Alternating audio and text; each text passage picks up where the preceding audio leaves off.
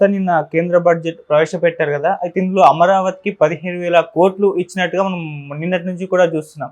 అయితే దీంట్లో ఏదో తిరకాస్తుంది, 15,000 కోట్లు ఇవ్వలేదు, ఇది అప్పుగా ఇచ్చారని చెప్పేసి అటు వైసీపీ వాళ్ళు కానివ్వండి, వేరే వాళ్ళు ప్రచారం చేస్తున్నారు సార్. అసలు ఏం జరిగింది? మరి అమరావతికి అంటే ఏపీకి అండ్ బీహార్‌కి ఎటువంటివి ఇచ్చారో అంటే ఇంకేవి ఇవ్వలేదు సార్. మీరేం చెప్తారు దీనిపైన? సో ముందుగా బీహార్కి ఏమి ఇచ్చారో చెప్పుకుందాం. దాన్ని బట్టి తర్వాత మనం కంపారిజన్కి ఇది ఉంటుంది. ఎందుకు బీహార్ ఆంధ్రప్రదేశ్ కంపేర్ చేస్తున్నాం అంటే ఈ రెండు రాష్ట్రాల ఎంపీల మద్దతుతోనే మోడీ ప్రభుత్వం నిలబడింది.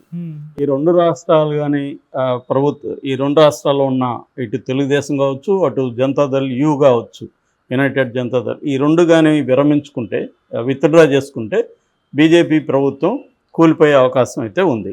సో ఈ కాంటెక్స్ట్లో బీహార్కు ఏం వరాలు ఇచ్చారు, ఆంధ్రప్రదేశ్కి ఏం వరాలు ఇచ్చారు అనేది కంపారిజన్ ఇండియా వైజ్గా మనమే చేయట్లేదు, ఇండియా వైజ్గా అన్ని మీడియా కూడా చేస్తుంది. సో ముందుగా అందుకని బీహార్కి ఏమి ఇచ్చారో మనం క్లియర్గా అర్థం చేసుకుంటే ఆంధ్రాకి ఏమి ఇచ్చారో మనం కంపారిజన్ చూడొచ్చు. సో బీహార్కి ఏమి ఇచ్చారంటే ఫస్ట్ రోడ్డు కనెక్టివిటీ ప్రాజెక్ట్స్కి 26,000 కోట్లు ఇచ్చారు. ఈ రోడ్డు కనెక్టివిటీ ప్రాజెక్ట్స్ అంటే పాట్నా పూర్ణిక్ ఎక్స్ప్రెస్ వేకి, తర్వాత బక్సర్ బగల్పూర్ ఎక్స్ప్రెస్ వే, బోధ్గయా రాజగిరి వైశ్రీ దర్భంగా వీటి రోడ్స్కి, తర్వాత అక్కడ గయా నది మీద ఒక 2 లేన్ బ్రిడ్జి, వీటన్నిటికి కలిపి 26,000 కోట్లు. ఇది అప్పు కాదు, 26 కోట్లు శాంక్షన్ చేశారు ఈ డెవలప్మెంట్కి. తర్వాత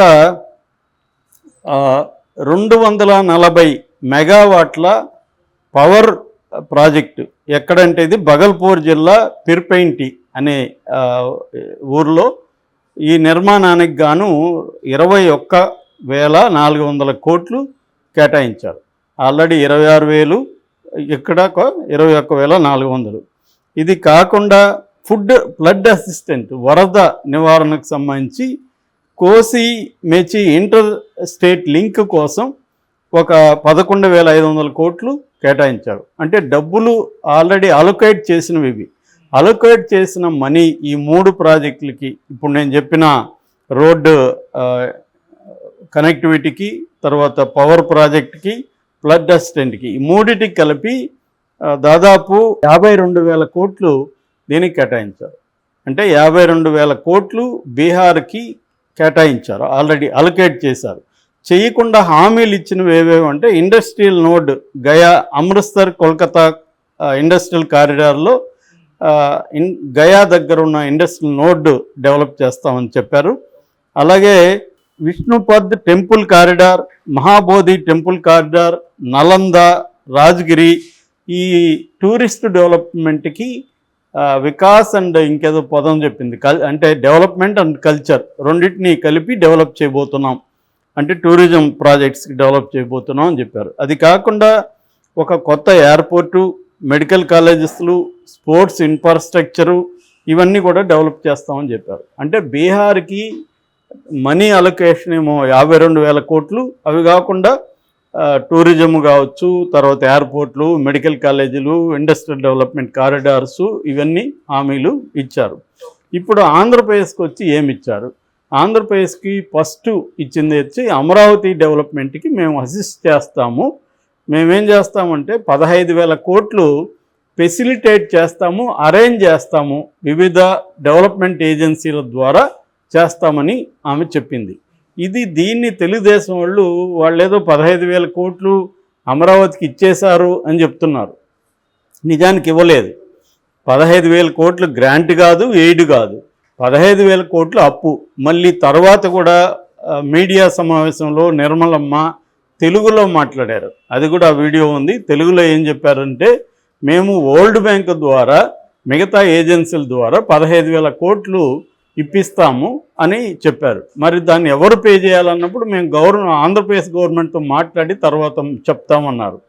అంటే 15,000 కోట్లు అమరావతికి అప్పు ఇప్పిస్తున్నారు వీళ్ళు. ఇప్పుడు నీకేదైనా అప్పు కావాలంటే నేను ఏ బ్యాంక్ దగ్గరో ఇంకొకరి దగ్గరో చెప్పి అప్పు ఇప్పిస్తా. మళ్ళీ ఎవరు కట్టాలి? అది అప్పిస్తే అప్పు ఇప్పించినవాడు కట్టాడు కదా, తీసుకున్నాడు కదా కడతాడు. కాబట్టి సహజం ఇక్కడ నిజంగా ఆమె కట్టేటుంటే, సెంటరే కట్టేట్టుకుంటే అది కూడా గర్వంగా అనౌన్స్ చేసేది కదా, అప్పిప్పిస్తాము మేము, మళ్ళీ దాన్ని మేమే కడతామని చెప్పుండేది కదా. క్లియర్గా ఏంటంటే ఆ 15,000 కోట్లు ఆంధ్రప్రదేశే కట్టాలి. సో ఆమె అది. రెండవది పోలవరం లైఫ్ లైను, తర్వాత ఫుడ్ ఇది బౌలు ఇవన్నీ చెప్పింది. ఇవన్నీ చెప్పి పోలవరంకి ఎంత కేటాయిస్తున్నాం డబ్బులు ఏమి చెప్పలేదు. పోలవరం డెవలప్మెంట్కి మేము కట్టుబడి ఉన్నాం అని చెప్పింది. సో అలొకేషన్ అనేది ఇంకా తెలియదు. ఒకవేళ ఏమైనా తర్వాత అలొకేట్ చేస్తారనేది చూడాలి. ఇప్పటికైతే అలొకేషన్ కానీ ఏమీ లేదు, జస్ట్ హామీ మాత్రమే.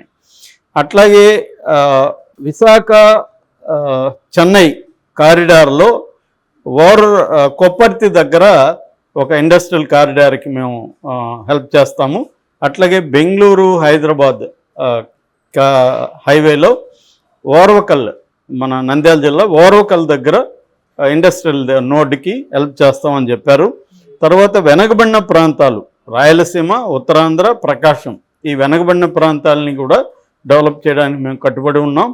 అట్లాగే విభజన చట్టంలోని హామీలు కూడా నెరవేర్చడానికి మేము కట్టుబడి ఉన్నాం అనేది చెప్పారు. అయితే చెప్పనిది ఏంటంటే పెట్రోకెమికల్ ప్రాజెక్టు గురించి చెప్పలేదు, తర్వాత కడప స్టీల్ ప్లాంట్ గురించి చెప్పలేదు, విశాఖ విజయవాడ మెట్రో రైలు ప్రాజెక్టు గురించి చెప్పలేదు, తర్వాత వెనకబడిన ప్రాంతాలకి గ్రాంట్ ఎంత ఇస్తారనేది ఏమి చెప్పలేదు. ఇవేవీ లేదు. ఈవెన్ పోలవరం పునరావాసానికి అంటే రీహాబిలిటేషన్కే దాదాపు 12,000 కోట్లు ఖర్చు అవుతుందని చెప్తున్నారు అంచనా. దాని గురించి ఏమీ చెప్పలేదు. అంటే ఆల్రెడీ మనకు స్టేట్ రీఆర్గనైజేషన్ యాక్ట్ కింద రావాల్సిన వాటినే మళ్ళీ హామీలు ఇచ్చారు. కొత్త హామీ ఒకటి కూడా లేదు. ఆంధ్రప్రదేశ్ డెవలప్మెంట్కి ఎటువంటి హామీ లేదు. వీళ్ళేమో మామూలుగా అయితే దీన్ని పూర్వోదయ ప్రాజెక్ట్ అని చెప్తున్నారు. పూర్వోదయ అంటే వెస్ట్ బెంగాల్, బీహార్, జార్ఖండ్, ఆంధ్రప్రదేశ్ ఇవన్నీ కూడా ఈస్టర్న్ స్టేట్స్గా డిక్లేర్ చేశారు. నిజానికి Andhra Pradesh south state, southern state, కానీ ఈస్టర్న్ స్టేట్గా డిక్లేర్ చేసి పూర్వోదయ ప్రాజెక్ట్ కింద వీటినన్నిటి డెవలప్ చేస్తూ ఉన్నారు. ఇందులో బీహార్కి మాత్రమే వరాలు కనబడుతున్నాయి తప్ప ఆంధ్రప్రదేశ్కి బీజేపీ కొత్తగా ఏమీ చేయలేదు. ఒక అప్పు మాత్రం 15,000 కోట్లు మేము అప్పు ఇప్పిస్తాం మీకు అని చెప్పారు, అంత తప్ప ఏమీ లేదు. సో ఇది ఇంకా తెలంగాణకైతే అస్సలు లేదు. తెలంగాణ ఆల్రెడీ రేవంత్ రెడ్డి కానీ ఇటు కేటీఆర్ వీళ్ళందరూ వాపోతున్నారు. మూసీ రివర్ ప్రాజెక్ట్కి సంబంధించి మేము అడిగాము, అది ఇవ్వలేదు. మెట్రో రైలు విస్తరణకు అడిగాము, పాలమూరు ఎత్తిపోతుకి అడిగాము, పారమా విలేజ్కి అడిగాము, తర్వాత వరంగల్ ఎయిర్పోర్ట్కి అడిగాము, ఐఐఎం అడిగాము. వీటిలో ఏది అసలు తెలంగాణ ఉందా అనే విషయం కూడా మర్చిపోయినట్టుగా ఉన్నారు, మెన్షన్ కూడా చేయలేదు. ఆంధ్రప్రదేశ్కి మాత్రం చాలా వరాలు ఇచ్చారని వీళ్ళు అనుకుంటున్నారు. ఆంధ్రప్రదేశ్కి కూడా హామీలు ఇచ్చారు, వరాలు ఏమీ ఇవ్వలేదు. ఈ హామీలు అనేవేవో వాళ్ళేదో కొత్తగా ఇచ్చింది కాదు.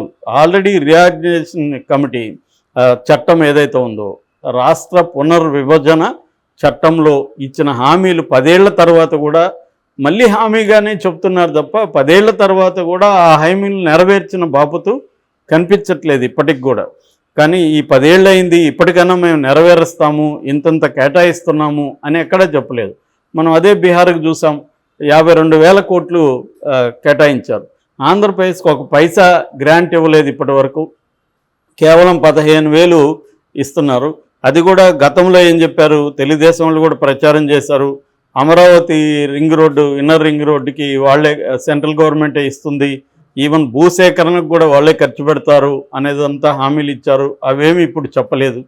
క్లియర్గా ఆమె వరల్డ్ బ్యాంక్ ద్వారా మీకు అప్పు ఇప్పిస్తాము అనేది చెప్పారు. అంటే వరల్డ్ బ్యాంక్కి మేము రికమెండ్ చేసి బాబు పలానా ఆంధ్రప్రదేశ్ అమరావతి క్యాపిటల్కి డబ్బులు ఇవ్వండి అని చెప్పారు. అది నెరవేరచ్చు, నెరవేరకపోవచ్చు. వీళ్ళ మాటని వరల్డ్ బ్యాంక్ ఇస్తుందా లేదో కూడా తెలియదు. సో దీనికే వీళ్ళు చంకలు గుద్దుకుంటున్నారు తెలుగుదేశం బ్యాచ్. మేము చూడండి చెప్పిన దీనికి తెచ్చాడు చంద్రబాబు అని, చంద్రబాబు ఒక పెద్ద బ్యాగ్ మనీ పట్టుకొని వెళ్తున్న ఫోటోలు పెట్టడం, ఇవన్నీ చేస్తున్నారు.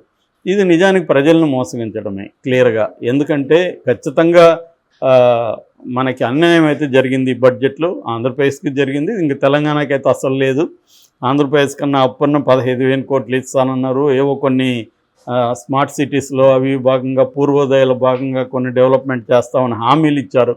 సో ఇక్కడికి ఏం జరగలేదు.